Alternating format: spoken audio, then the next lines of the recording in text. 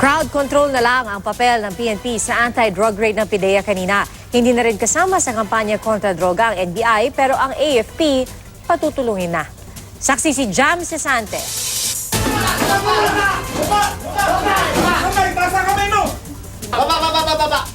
Tanging Philippine Drug Enforcement Agency ang sumalakay sa 3 bahay sa Barangay Holy Spirit, Quezon City na drug din umano at Desyembre pa raw minamanmanan. 14 ang arestado. May na-recover ding drug paraphernalia at hinihinalang shabu.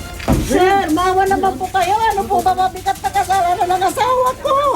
Dati ko talaga hindi ko tinatanggihan, ma'am. Pero sa ngayon, matagal na hong wala. Ang Quezon City Police nakaalalay lang para sa crowd control dahil pinagbawalan na sila ng Pangulo na magkasa ng drug operation.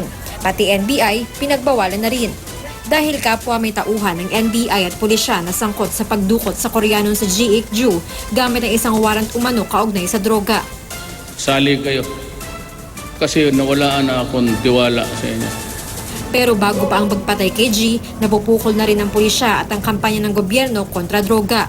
Isa sa mga batikos ang pagkadamay ng ilang bata kabilang ang isang babaeng 4 na taong gulang na nabaril ng mga pulis na nagsagawa ng operasyon laban sa kanyang amang nanlaban umano.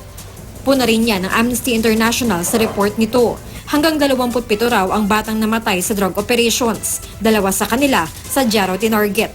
May babaeng 3 taong gulang pangaraw na kinapkapan at pinaghubad ng underwear dahil sa alegasyong may itinago raw roon na drugs. Bukod pa yan sa pag-amin ng isang pulis na pasikreto silang binabayaran ng hanggang 15,000 piso sa headquarters sa bawat mapapatay. Walang bayad pag arestado lang. Gayon din ang pag-amin ng 2 hired killers na binabayaran sila ng mga pulis sa kada mapapatay na drug user at pusher.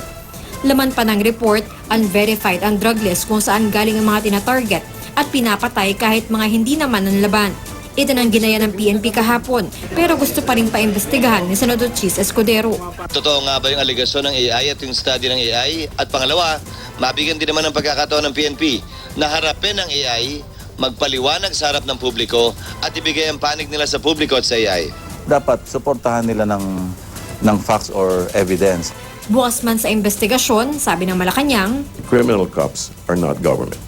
hindi rin kinontra ng palasyo ang naobserbahang pag-onti ng patay kasunod ng utos na huwag magkasa ng drug operations ang PNP. It may be attributed to a number of issues. It may be. I cannot speculate on that matter.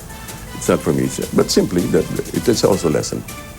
Inatasan na ng Pangulo ang AFP na tumulong sa pagsugpo sa droga pero hinihintay pa raw ang formal na utos, sabi ng Defense Department.